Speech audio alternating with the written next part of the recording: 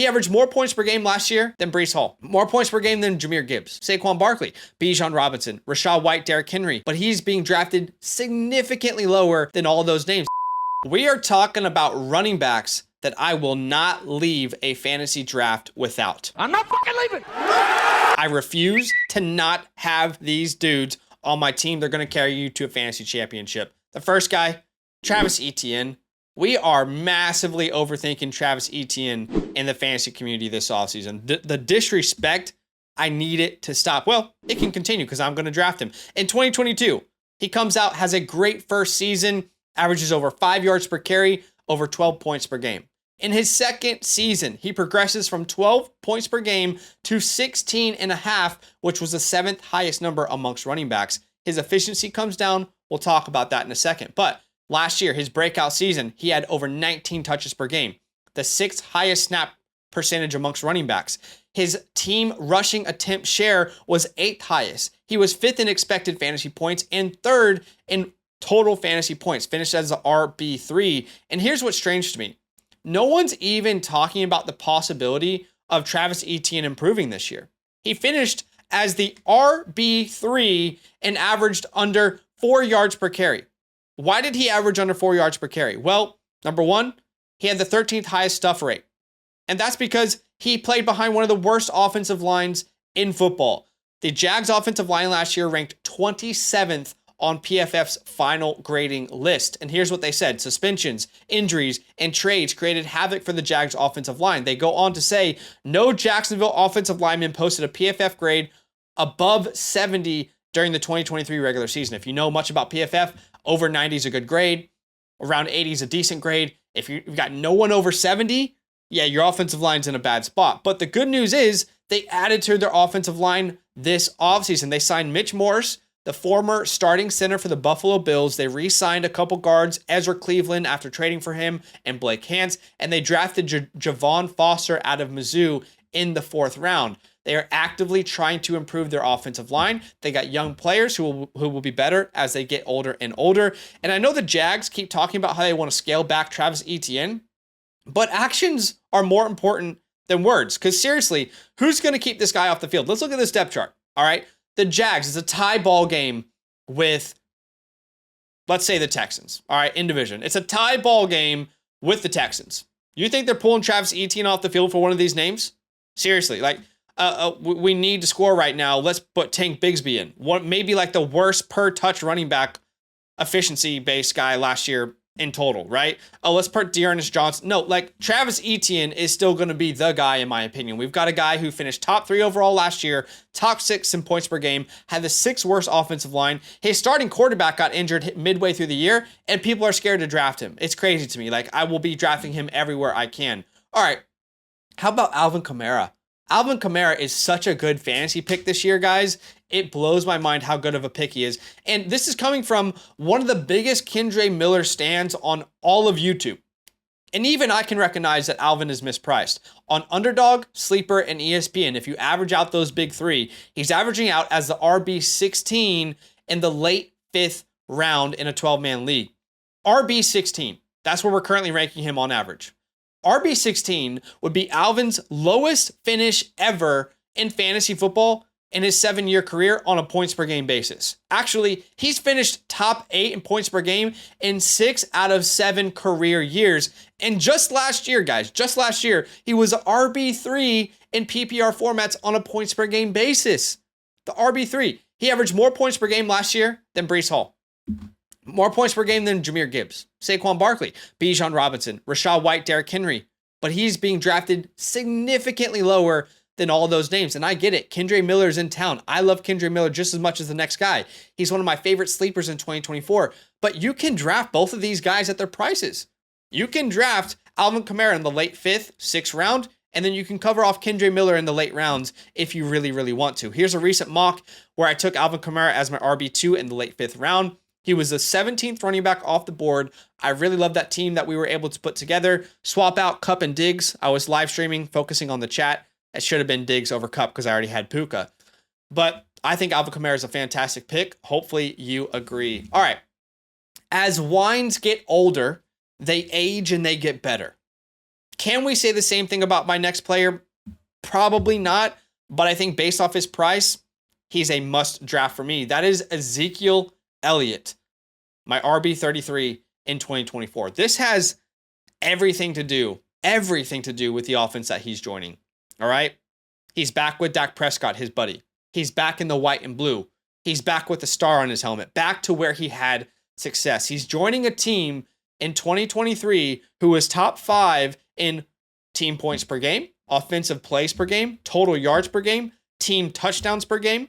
And the only area they weren't top 5 in offense really is rushing touchdowns per game, where they were 15th. What was missing from the Dallas Cowboys offense all 2023? You know it. I know it. We all saw it. Red zone efficiency, converting inside the 10-yard line, converting inside the 5-yard line. They had one of the worst efficiency ratings in the red zone amongst the running back room in the run game. Ultimately, Tony Pollard, he just couldn't get the job done. Look at Tony Pollard's goal line success. Let's look at inside the 5-yard line. Inside the 5-yard line, he had 16 rushing attempts, 7th highest amongst running backs. However, he only converted 12.5% of those attempts to touchdowns. Terrible. 12% is a terrible conversion rate. Let's look at what Zeke Elliott did last year inside the 5-yard line on a terrible Pats offense. Like, if we're talking Cowboys, one of the best offenses last year, the Pats are probably bottom 3. We know, like, once they scored 0 points versus the Chargers, we know this.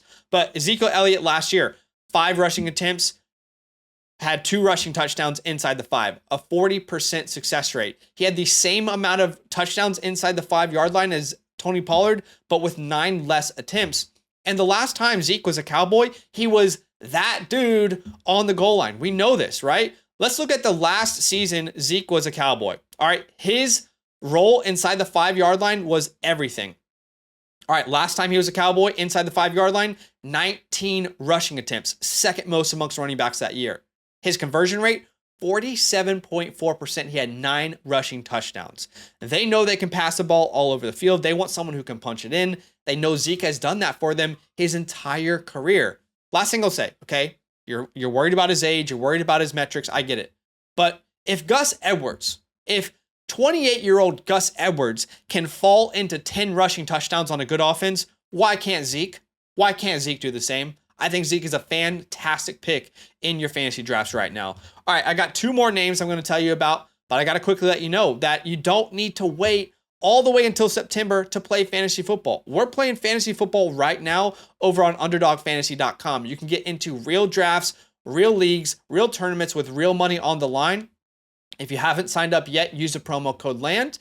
That's going to get your deposit matched 50% up to $250. So if you do the math, using our code could get you $125 free to bet with. Now, maybe you don't want to play best ball. Do you like player props? Because they got pick'ems over there, higher or lower on every single sport that you want to bet on. They also have season-long projections that you can bet on now, for example, with Amari Cooper and Drake London. All right, check out the pinned comment. 2 more players. Let's talk about Trey Benson. I think Trey Benson could be the sneaky league winner that a lot of people are double guessing. Right, second guessing. Let's talk about the elephant in the room, which is James Conner. I get it, James Conner, very good player, but let's be honest, he is an absolute lock to miss time with an injury. He just is. According to Injury Shark, he's never played a full season, missing 24 total games over the last 7 years. And their injury predictor gives James Conner an 88.4% chance of injury and 2.8 projected missed games. That's 5th and 12th highest marks amongst running backs in their database for 2024. And let's not forget, the Cardinals spent significant investment in Trey Benson, the second pick in round 3, so almost a second round pick. And running backs who have been selected in round 3 typically are given an opportunity to produce at some point in their rookie contract. Running backs who are taken round 3 have a 54.5% hit rate, a hit is a top 24 points per game season. And oftentimes, round 3 running backs can step in and produce straight away. Here's some recent examples with instant impact. Devon Achane, right? Last year, steps in, has an instant impact. Tajay Spears, last year, steps in, and we see Derrick Henry have his lowest snap percentage in a long time. Brian Robinson. In Brian Robinson's rookie season, he beat out Antonio Gibson for the RB1 job, despite Antonio Gibson being a top 10 fantasy running back the year before. How about David Montgomery? How about Devin Singletary? How about Alvin Kamara, who joined a backfield with prime Mark Ingram and still carved out a huge role? How about Kareem Hunt? All these guys drafted in round 3 or later and had significant roles in their rookie season. And by the way, we haven't talked about this, but Trey Benson's like really freaking good. He's an outstanding player, and you should go watch his film from Florida State. But size, speed, burst, short area quickness, strength through contact, pass catching ability. The guy can do it all. Last year, no player hit 21 miles per hour or greater in a college football game more times than Trey Benson. The year that Bijan Robinson was drafted, he forced a missed tackle at 40% of his attempts. Trey Benson, in that same year, 50% of his attempts. And by the way, he's had 0 career fumbles. He's never fumbled at Florida State or at Oregon. You can see an example here where I took Trey Benson as my RB4 in the 11th round. Just a really good, sneaky upside, play. Could be a potential league winner. If James Conner goes down, it could be over. All right, Trey Benson could win you your league. And the last name I refuse to leave a draft without is Zachary Moss. I am wildly high on Zach Moss this year. At the moment, on average, Moss is being drafted as an RB29 in the early 9th round, meaning in most leagues, you'll be able to get him as your 8th or 9th player. If you go 0 RB this year, he is the best target late in your drafts. And let's not forget, Moss was dominant in a starting role last year. In 8 games where he played 50% or more of the snaps in Indianapolis, he averaged over 21 touches per game, almost 94 yards per game, and 16 fantasy points per game. In games where he played 50% of the snaps or more in Indy, he would have been the 9th best running back in fantasy football if you look at what the rest of the league did. And he's joining an offense that's led by Joe Burrow.